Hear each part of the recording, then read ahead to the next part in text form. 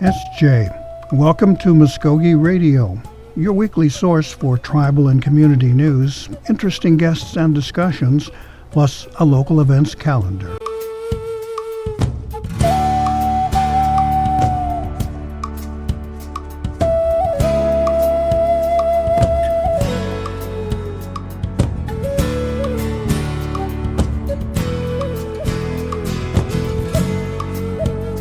Modern opera, but we also were able to showcase what we do on a daily basis as performers, to show all facets of what we do. So Jared was one of the composers featured on the program. I was also one of the composers featured on the program, which was a huge honor for me. And then we also had some more traditional repertoire. Kate did North Wind, and we had a drum circle at the end of the concert. Just lots of really exciting things. We had people that couldn't be there in person that performed via video. So this is a project that's already happened, right? You guys have already performed it. And it's going to be rebroadcast again. Where can people see it right now if they can see it?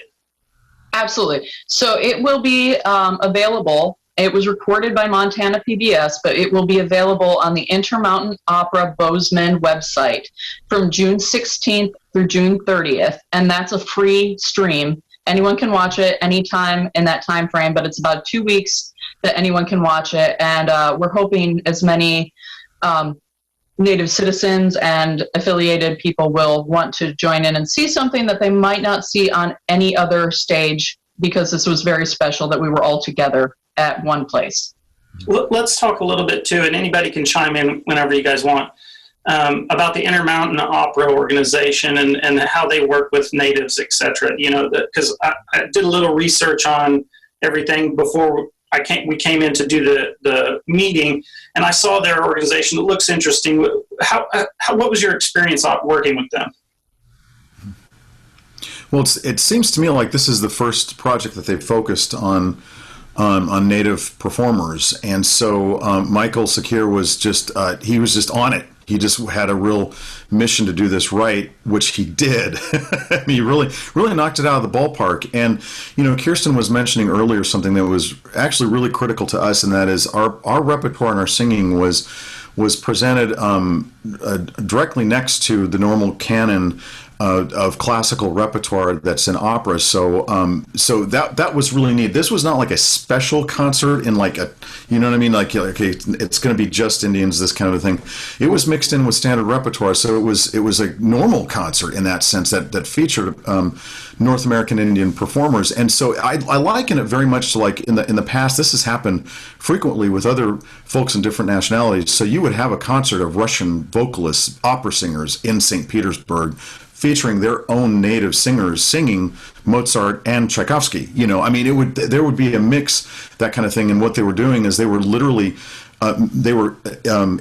purposefully putting Russian repertoire next to standard European repertoire that was already sung. And the same thing in ballet. When Russians really kind of snagged ballet from France, they did the same thing where they were featuring their own dancers. They were really putting themselves into the same arena of world players in those things. And so Michael gave us the same opportunity as American Indian performers to just step right into that same world stage that people have been doing historically. And you know, it's almost like the Olympics. It's like everybody's like going for first place, and so now we're part of that race, which is really, really great. So for each of you, there are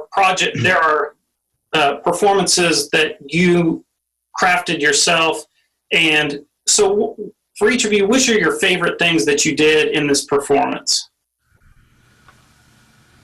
And we can start off with Dr. Kunkel, and we'll go down the line.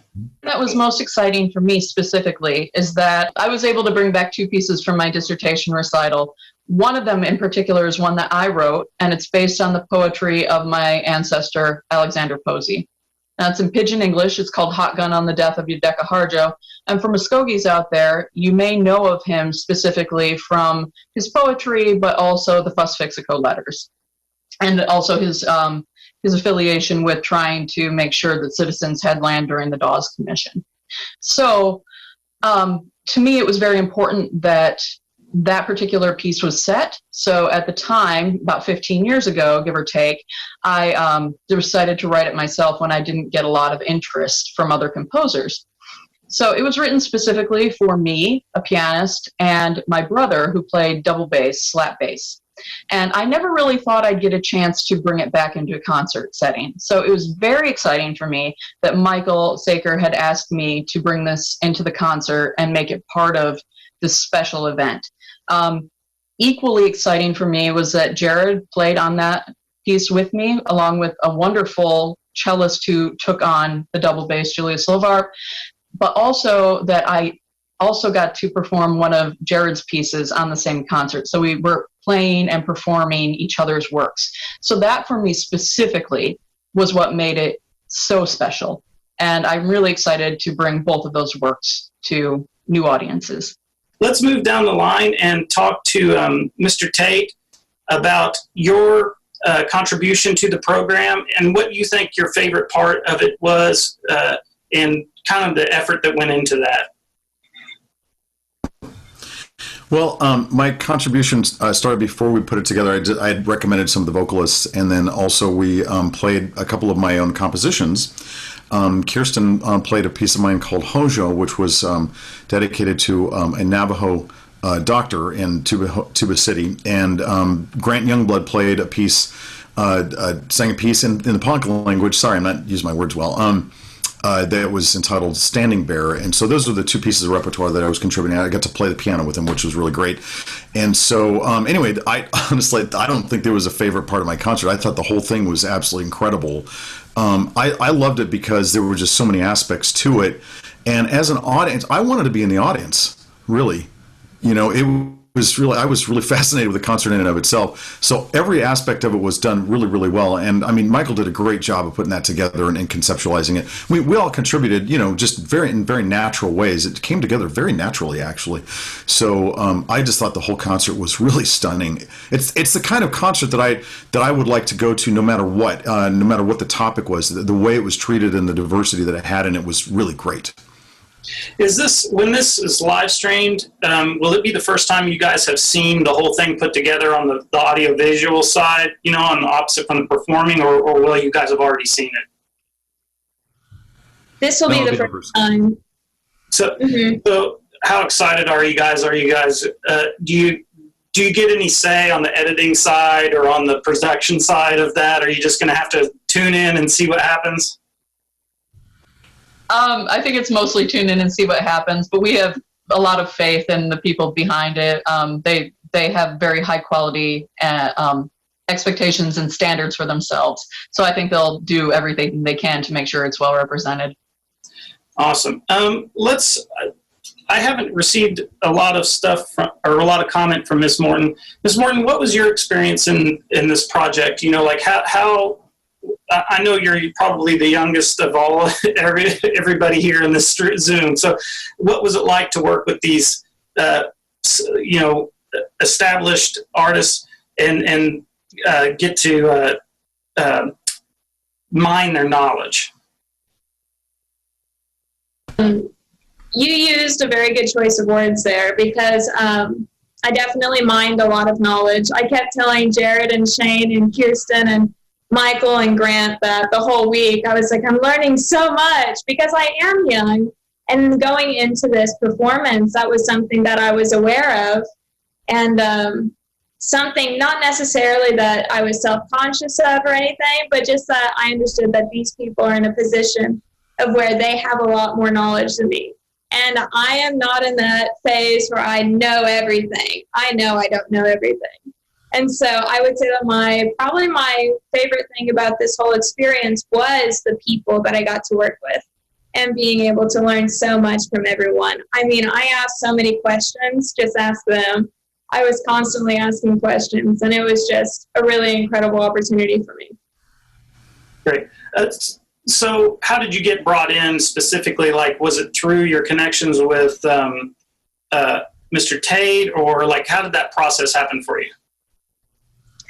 I was recommended by Barbara McAllister and Jared to Michael, and that's how I got involved with it because I worked with Barbara McAllister for 4 years in high school, and I had actually never met Jared Tate in person. It's funny because we both live in Oklahoma City, but then we had to go all the way to Montana to meet each other. And so that was really fun. But yes, Jared and Barbara got me involved with this. Great. Is there any maybe a wrinkle to the production or something that happened behind the scenes that the audience won't see through the live stream that's connected you guys in any way that you could think of, like maybe an inside story that you guys thought were interesting on the Native American side? Oh. Shopping. I was going to say ice cream. Ice cream. What is the ice cream story? We ate a lot of ice cream. We ate a lot of ice cream. Every night, maybe sometimes twice a day, there's a lot of good ice cream shops in Bozeman, Montana, I'll tell you. And so we decided to take advantage of that. And so every day we made sure we had ice cream. So, Dr. Go ahead.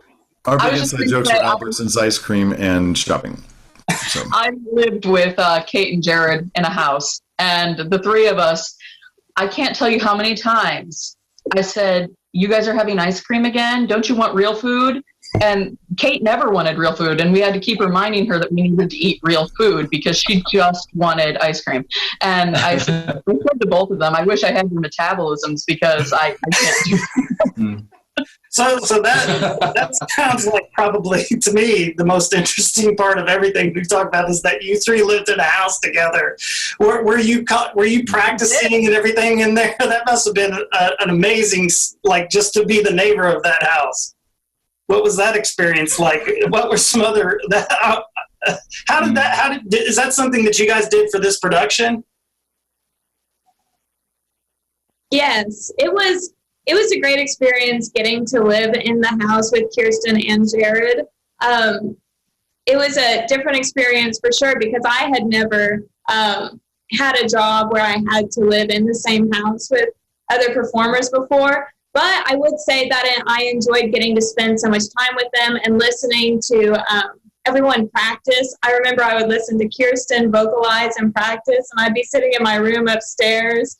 I'd just be like, whoa, I get to work with this woman. Then I would hear Jared practicing, and I would be like, oh my gosh, this man is very talented. And so it was just a very surreal experience for me. We had this wonderful thing that we could do because of it, where one day I knew Jared and I needed a little more time on our piece beyond what had been allotted to us for rehearsal. And I heard him practicing, and I just said, do you want to just work on our piece? And he said, yeah, that'd be great. So we were able to do that because we were both in the same place, and there happened to be a piano there, and we were able to practice in the same space. That probably couldn't have happened otherwise, but we also just had a lot of fun, a lot of coffee. I remember at one point Jared was practicing piano, and Kate and I were just singing musical theater duets in the kitchen because that's what we both love to do in our free time. So, it was just a lot of camaraderie, and because of all this friendship that naturally grew, I think we all worked so much better together than we might have otherwise. Oh, absolutely. So, opera camp. I remember whenever I first met Shane, whenever we had our dress rehearsal, and Shane walked in, and I said, oh, this guy's incredible. I can already tell just from him walking in. Well, then we spent our time with Shane in the green room, and so that, of course, back in any green room, that's where people are really, just speaking very naturally with each other, and so we were able to spend. Yeah, I know, right? What's said in the green room stays in the green. No, what we're really talking about is really a human story, and this happens everywhere with anybody in any profession or any specialty that they have. Is that when we're all able to spend time with each other and talk about families. We talked a lot about family, actually. It's a whole bunch. Like, how many kids do you have? Shane's got, 29? No. I think At last count. I'm giving out. No, but I mean, just a really simple thing. But that's also what I really love and enjoy whenever I'm working with an audience. I love to be able to start talking about things that are like really common to all of us in life. So it was really, honestly, it was a very human story. And we came coming to sing and play music. I mean, so that's a pretty darn good premise. Absolutely. It looks like we're having some connection difficulties there with Mr. Tate. Dr. Doyle, while I've got you in, So you're from that area, right? The Bozeman area? Is that correct? So what's the deal with I grew up on the Little Bighorn River. Okay. And you're also involved in a lot of, I was looking you up on Google, like you're involved in a lot of, you've spoke about Deb Holland and some of the things that are not necessarily music related, but culturally related that are important for Native American tribes. What do you think the importance of productions like this are? Like how do they affect the overall perception of Native Americans to you? Well, I think they're extremely important. That's been one of the driving forces behind my career is to, identify and help to nurture and celebrate Native talent. That's just something that I love to do. I love working with Native people, most especially in Montana, but all throughout the nation. And, events like this really, I think, kind of showcase what was mentioned earlier. No one has a more American experience than an American Indian. We are who we are through our ancestral ties, but we're also a part of this American culture that is so diverse. It encapsulates, so many different aspects of the world. And I think that as American Indians, we grow up, our parents, the values that and the sensibilities that most of us have in our families are, hey, the world is your oyster. Whatever you see out there that you want to do or whatever captures your passion, do it, And that's kind of the community that I came from. Those were the values and those were, I think, the traditions that I inherited. And I can see that in these people that I met here in Bozeman when they came for the opera, and I'm just so excited to invite them back next year because we're having the 150th anniversary of the establishment of Yellowstone Park, which is, of course, the world's first national park. And all of the area that is on known as the Yellowstone National Park is on the homeland of many diverse Native people that are still here in the region. And we want to make a point of reintroducing ourselves as a permanent presence there for cultural resources and other reasons. And we want to use next year as the launching of that. And we want to do it. We want to use art. We want to use another, hopefully, an operatic collaboration and other performance-based arts to really kind of, like I said, celebrate the American Indian experience and to let people know we're still here. We have a lot to say. We have a lot to offer, and we have there's a lot of need for us right now to lead the way in this country. And I think that we want to step up and do that. Well, I got everybody here. Can everybody hear me? Because it looks like we're having connection problems that are going to start up. But I just wanted to tell you guys, everybody, thanks so much for jumping into this Zoom meeting and doing this interview. Me personally, I love to see Native Americans of any tribe that are out there and impacting the world, especially in areas where the average public would think that it's a Western civilization or European standpoint type of artwork. So it's awesome. I'm going to look forward to tuning into that stream. Is there any aspect of this production or your experience, and this is just a broad question for everybody, that you'd like to mention before we wrap up? Like, is there anything that, or maybe shout outs that you'd like to give to individuals, et cetera, that we haven't mentioned yet to say, hey, X, Y, or Z, or these are like basically give them the stamp of approval. And this is open to everybody. Well, let me just say, could I? Yeah, you go. I'm sorry. No, you're good. I just want to say I was overwhelmed by the talent, not just the performance abilities of these people, but their ability to write music, the compositions that they created. were just so astonishingly brilliant that I was really overwhelmed. I'm still processing all of it. I just wanted to mention too that we had 2 performers that were not there in person, and they sent in video performances, and that is Barbara McAllister and Holden Monogame. And I just wanted to mention them because their performances were incredible, and I can't wait to see it on the stream. If I may, Holden is Canadian, and I believe he's Cree. Is that correct? Barbara is Cherokee, and Barbara's a legend.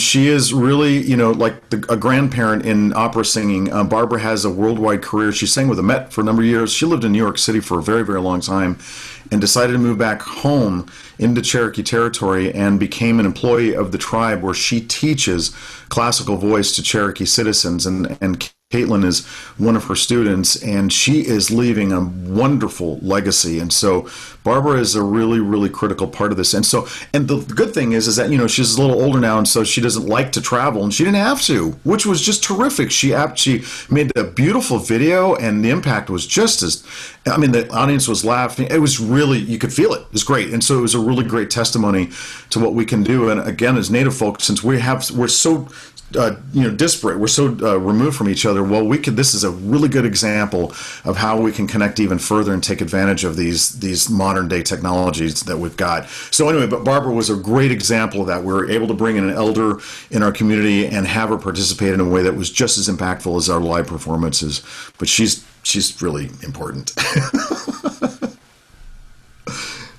Yeah, I think that everything everybody said is 100% accurate and true. These people, I think we've all found our own small little family we didn't expect to find. I now affectionately call Kate my opera niece, which she said she accepts.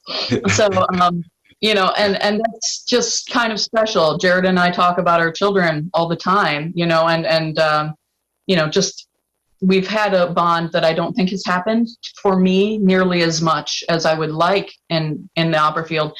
I don't know how much of that is directly because we're all Native. I do know it is because we're all good people. And for me, that's been very special. Michael Saker did a great job trying to be as supportive as possible. I think he deserves special recognition. I think this is something he wants to do more of and be more out there and present to let people know that there are American Indians and Canadian First Nations people that want to be performing, that are opera singers, that are involved in opera or are in classical music, that want to bring visibility and representation to the field of opera as a whole. And we have a few big names in the opera field, but they're not common knowledge. They're not common names that the general opera public knows, like Barbara McAllister. She's a legend for Native American opera singers, but there's very few of us in the opera world who know who she is, and that's a travesty. That's something that needs to be remedied. As far as major names in the arts, you've got people like Maria Tallchief, and you've got Joy Harjo. But as far as opera singers, we need more. We need to have that representation available. And I think this is a start in that direction. This is the beginning. We all want to see it go much further. And we are so grateful to people like you, Jared, who are willing to take the time to hear what we have to say, promote what we've done, and just get our names out there and encourage people, because opera can be scary. But it's not scary. The opera is for everyone. We are trying to make it approachable and important and something that is accessible to all.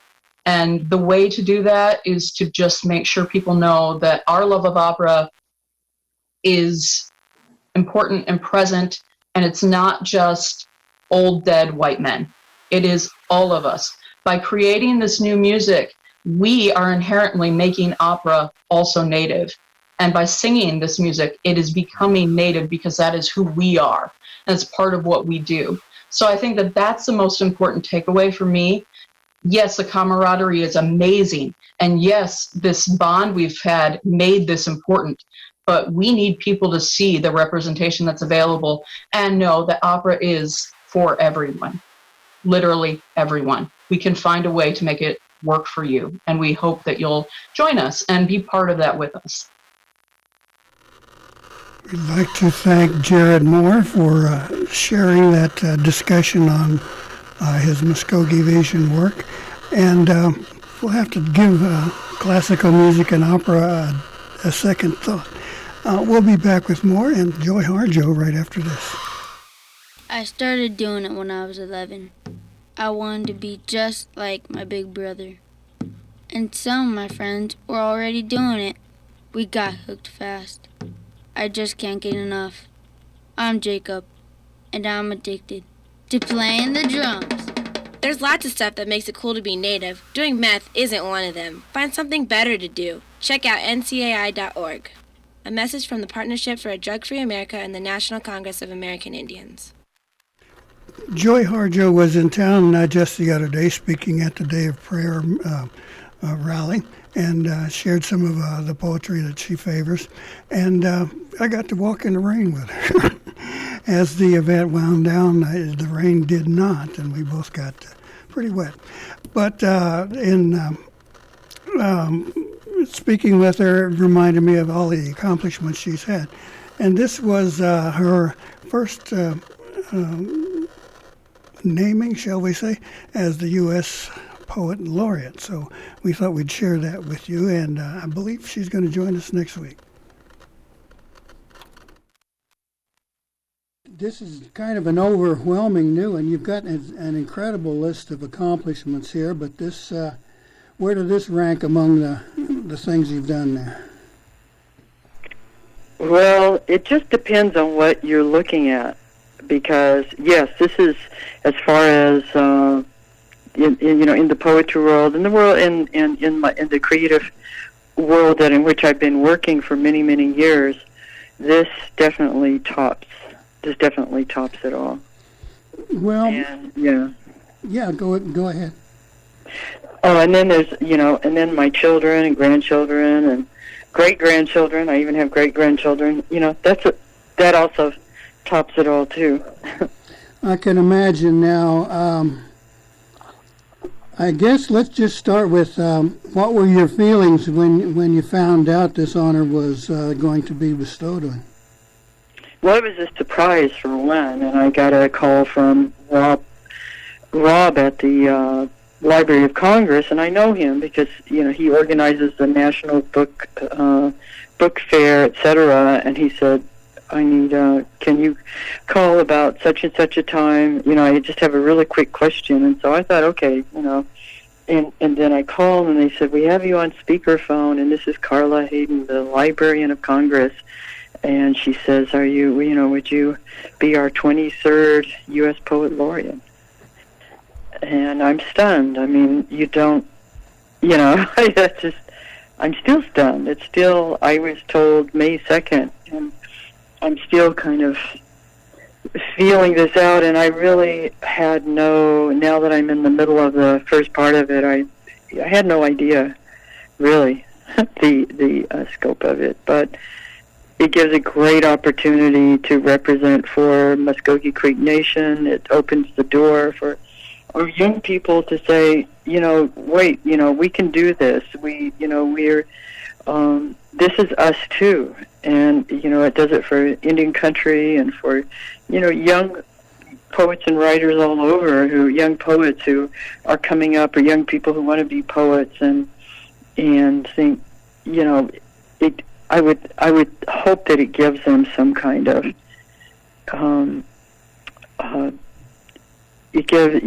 this appointment will help them, will inspire them to just keep moving. Was it difficult for you to, I guess, self-embargo this announcement? You said they called you on May the 2nd, so that's May and a good chunk of June there. So was it kind of hard? It was in some ways, and in some ways not. I got to hold off on it and just kind of be with the idea for a little while. And but it was a relief the announcement was a relief. But I'm in the midst of, this. I guess what's really struck me is by how many people are really happy about it, and these are usually people they've seen me. People have seen me. I've grown up in the public. Basically, I started writing when I was in my 20s with 2 young children at home. I was pretty much a single mother, and came up through. I grew up here in Tulsa, and yet went away to Indian boarding school. It was an art school, and came back and had my son in Tahlequah, W.W. Hastings. We lived on nothing. Went back and had a daughter and went to school with the tribe helped me with money for school, and I'm always appreciative of that. And it's been a long road, and a lot of it's been a challenge because when you're coming up as a young poet, you get a lot of doors slammed in your face. You get turned down. I mean, I got turned down for a grant the other day. It still happens. You just can't let it. You just have to keep moving. But I guess what I'm trying to say that is along the way I've met so many people, and so many people have helped out. So many people have, driven me to the airport, picked me up, made sure I was okay. I've had students, friends. It's quite a broad circle, a wide circle, and I've probably been to almost every tribal nation in the country at some point or the other in my almost, over 40 years of doing this. So I like to think it's all of us at this award. It has to do with this awarding or honor. I guess I should say an honor. This honoring is really about, it takes in all of us. You've opened quite a door there, and you've mentioned the tribe and its support, and meeting Native people from across the nation, and traveled and gained support internationally too. Now, all in all, as you stop and look at it, first of all, what do you think about this kind of heavy responsibility in representing pretty much all of Native America? Well, it is a heavy responsibility, and as I've always said, because through the years, I've been in positions where I'm expected to represent everybody, and it's like, ultimately, you can't represent everybody. You can do the best you can to make sure that everyone has a voice. And for Mvskoke Creek people, culture and history in your life, what kind of part did that play in, you think, in achieving this pinnacle? Okay, can you ask me again? Yeah, you're a Creek woman, and Yes. Knowing Creek culture and people, and I presume some language. What kind of part did that play? Was it really important? Did it give you inspiration or direction, do you think? Well, it's part of who I am, and I don't really I'm not self-conscious about it. It's just part of who I am, and I find Mvskokeness weaving throughout everything I do, and through all the poems, imagery, and meaning, and so on. And it's always just me, and I'm part of the people, and I've been always inspired by our people and the stories and the songs and who we are and our history and how we keep moving, and that's always been a part of me. And as you move into this incredible position, what does it, I guess, do to the world of poetry and the structure in place? I mean, you feel like you're kind of shaking some foundations by adding this Native American flavor, so to speak? Well, the point has always been that we are the original American poets, so to speak. There's an incredible diversity of indigenous nations and indigenous nations poetry, and we form the foundation. And then layered on top and through are all of these immigrant nations, and all of that makes what you would call an American poetry. But we are essential to anything called American, whether it's American history, economics, anything. It starts with indigenous peoples and our contributions. What is the job of a poet laureate? Have you had a chance to kind of examine that job, so to speak, and what will be asked of you? Yeah, I guess I needed the job description first before saying yes. It's basically an honorary position, and I have an office there in D.C. But I'm living in Tulsa. I'll stay here, but go there once in a while. And but there are a lot of different. September 19th there'll be a big opening reading, and I'm excited that there's a group from Haskell already coming up, and a lot of other people. And you don't have to pay. There's no ticket cost. Anybody can come. So that's the first thing I do. And then if I do a second term, which is most likely, then I'll develop a project, and I'm working on that now. That will a national project, which of course in that project I want to highlight indigenous nations poets, but find a way for all of us to talk. Poetry teaches you how to listen, so it can be a way for us to talk across national, international, cultural dividing lines.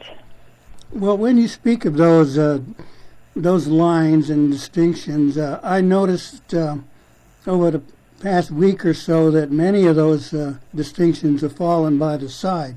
I think this story about you and this poet laureate position has made more headlines, I think, than darn near any other Native story, except going back to Standing Rock and Dapple.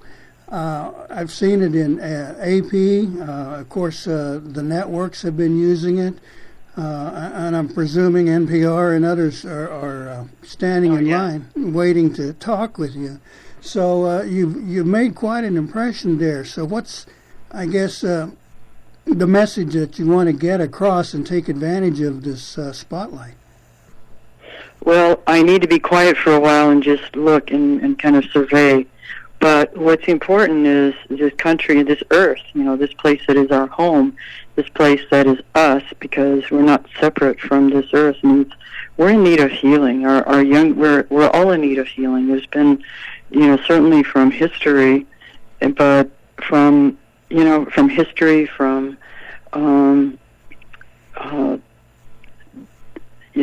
just we're in need of.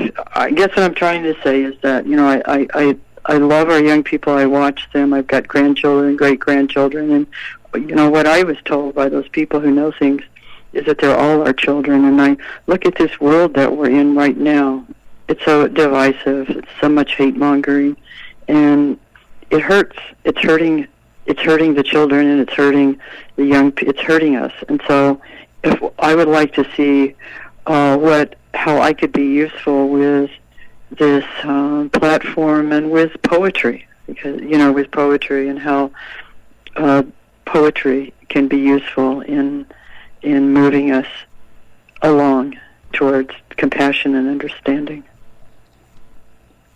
This direction that you've taken all your life, was it really something that you set out to do when you began this creative trick?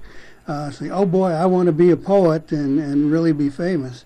But all the stories of poets that I've ever seen have been, those kinds of things of hardship and acceptance. You're not going to get rich being a poet, most likely. And so, was that ever part of your thinking there? It's like, I guess going back to the initial question, I want to be a poet. If I wanted to be famous, I certainly wouldn't be a poet. Or if I went into poetry, I don't even feel like I chose to go into poetry. I've always felt those people, our ancestors, I've always felt them close to me ever since I was a very small child. and they've always protected me, and they do, all of us. Nothing special. We all have them with us. And, even when I would go the wrong way, and they would always knew when I was making the wrong direction, and I went through a lot of hardship and a lot of it my own doing. It was poetry that helped me out. And at one point, I was poised to become an artist like my Aunt Lois Harjo and my grandmother Naomi Harjo. And I liked painting and I liked doing art, and I didn't have to talk to people because I was very, very shy. But there was something, I remember I was going through a lot of hardship. I was a young mother. I was going through domestic violence. I was suicidal. And I don't know how I would keep going. And they basically handed me a pen and said, kept me from, said, we will show you the way, but you have to listen. So for me, poetry is a way to sit and be quiet and listen.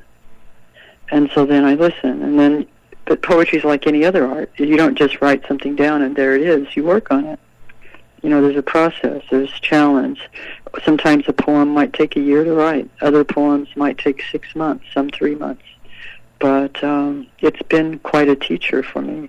But no, I didn't set out to be a poet. I wanted to be an artist. And then the poetry came on me, and it's like, this doesn't make sense. I didn't plan to be a poet, and yet that's, at some point, it was given to me to do, and I just had to do it. I wanted to make a living because I have children, and I often taught to make a living. And, the book sales, even if your name's out there, you can't live on book sales or CD sales. But you just do it because it was given to you to do. And I have, I've been given poems that I had no idea, I just knew that they came from that place where the people loved us. And so I feel like I've just been taking care of them. I call myself the nails and hammer person, and I'm given sometimes this startling and sometimes beautiful language, and I try to lay it out. It's, sort of like making a ribbon skirt. I've been making some of those lately. It's like you're given this beautiful materials and these words, and then I just construct them in a way that might go on and help some other young person like I was, who looked at the mess we're in and thought, I don't know if I can make it through. Let me ask you about that inspiration. I read a lot of your work now, and your autobiographical piece, and listened to that rowdy saxophone of yours. You have so many directions. What is it that inspires you to create? A lot of it has to do with, I think, beauty and healing, the need to help and to just inspire. I mean, I think we all get inspired by sunrise, by certain smells. I love the sound of all those insects. I love being up, watching the sky, the stars and the sky move when we're up dancing all night, and being with everyone, and the sound of, there's just so much that inspires us. And we all get inspired, but I think it would be helpful if everyone, you write little notes down so you remember. It's kind of what poems can be too. It's like, sometimes it's like a kind of spiritual note-taking of things that strike you, and so that you want to remember them, or sometimes it's like that. Sometimes not. Sometimes you see something else that is hard to write about, but somehow by doing it, you help others. I was going to ask you about the things that are, as you said, hard to write about. There, much of your work deals with some painful and very introspective kinds of things. So by expressing them creatively, is that sort of a release? Is it a way, a therapy, if you will? It can be. It's not pure therapy because I'm making art. There's a lot of stuff I write that nobody ever sees. It's just that, that stuff just for getting stuff out. I think it's helpful, because then you can stop. You can get angry, you can get upset, but then you can stop. Once you get it out, then you can stop and say, okay, let's just take a breath here, and now I've dealt with that energy, and let's see where we can go. Is there a way to go that can be constructive, that won't hurt anybody? I don't want to cause any pain, yet sometimes it's painful to see the truth. I think a lot of people who are familiar with your work would quickly agree with you and find a way that to share that release, perhaps. Now let's look at the sunny side of that question. Is it fun? I mean, are there times when you just get a real kick out of putting something down or putting it together? Just kind of make you smile and laugh and enjoy what you do. Of course, even in the midst of all that, even when I'm writing about challenge, there's so much excitement in using language. But I think one of the funnest things I ever did was a song called the "Had It Up to Here" round dance song. I decided to do this kind of round dance song of a couple arguing at a dance, and so I brought Charlie Hill. I lived in LA for a little while, and there's a period I was running into him everywhere. We'd run into each other in the street, and we became really good friends. And so I got this idea for a song, and I scripted some of it, and I brought him into the studio, and we started recording. And then, he, of course, he's a comedian. He's very funny, and he started ad-libbing, and then I ad-libbed with him, and we had such a good time. And it made a really fun song. And now I'm glad I have that, because he's not with us anymore. Right, and even I understand when he was in the hospital, he was still cracking jokes and breaking people up. So, yeah. Now, the position of poet laureate, would I presume would have to deal with requests from whoever. The events that happen in the nation, important personal kinds of things that happen to Americans. Are you looking at having to produce, so to speak, to meet these kind of requests? There's been requests all kinds of requests pouring in, and then I've heard from people that I've known through the years, and people I don't remember knowing through the years, but it's been quite an outpouring. There's some events from the Poet Laureate office, and then there's other events. I'll be doing what I've always done too at the same time, which is I have my usual events of going to schools, going to music festivals or poetry festivals, and presenting poetry and music, or one or the other, and I've been doing that for years, and I'll continue doing that. And then I have this new book, An American Sunrise, coming out, and I just had a book out, a play called Wings of Night Sky, Wings of Morning Light, and I'm working on a musical project, and so I'm going to do what I've always done, but added will be this responsibility, and also I'll be thinking about a project that will benefit us and help move us forward, and especially I especially think of those young people, those teens out there who are really struggling to find meaning. What kind of reaction have you gotten from the American public so far? I know it's only been a short time since the announcement's been out, but you mentioned you've gotten a lot of requests. I think that's wonderful. But, are they saying, hey, we finally got an Indian in there, or it's about time another minority was served, this kind of thing? Or are people really genuinely curious about who you are and what you'll be doing?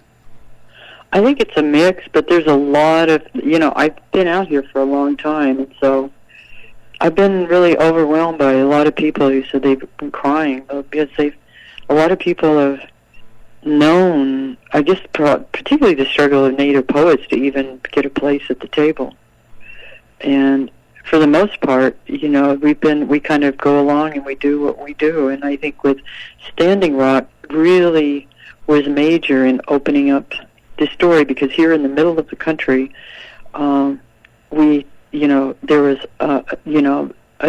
the earth crisis came to a head right in the middle of country and right in the middle of Indian country, of course, and so that brought Native country into focus. And so this, I think, kind of builds on it. And people are really, people are excited, and I am too. I mean, I'm excited too, because I feel that this is a great opportunity, not just for me, but for all of us to say, well, here we are, and we're part of, we're here. That Illuminative, and I don't know if you've talked to Crystal Echohawk and Illuminative people, but they're doing great work of, providing data that shows that, well, a lot of Americans think that natives they think that we're dead, for one thing, or they think that we're not really human beings. Right, I found that they know more about our dead ancestors than they do the tribe living down the road. Yeah. I had an assistant, a wonderful young assistant, when I taught at UTK, and he realized he lived next door to a tribe in Michigan, and nobody knew each other. That's so true all over the country. It is, and I would like to open that up, Well, you have an interesting and wonderful opportunity there. What is, I guess, the message then that you might want to give the rest of the United States? Message? Oh my gosh. Well, I think poetry is about, it's the art. Poetry is really the art of listening. And we all need to, and you can't listen if you're talking or yelling at someone else or calling somebody racist insults, or you can't listen. If you got earbuds in all the time, or you're constantly, enthralled with your phone, or we need to stop and listen. Right, I've heard you use that phrase when I've had the opportunity to talk with you. What is it that maybe you want to hear from Native America, if there is a message coming to you, so to speak? What I love, we're so diverse. Even in our families, we're diverse. There's so many stories that, our stories are so complicated and incredible and hilarious and disturbing and full of details that go way beyond, the stereotypes are just these flat images that aren't full of life. And we have stories of life that connect us. I think we need to hear that. Okay, we are going to have to wrap this up. We appreciated her taking her time, and she's promised to be back with us again to chat with me and give us an update. Till then, thank you so much for being with us here on Mvskoke Radio.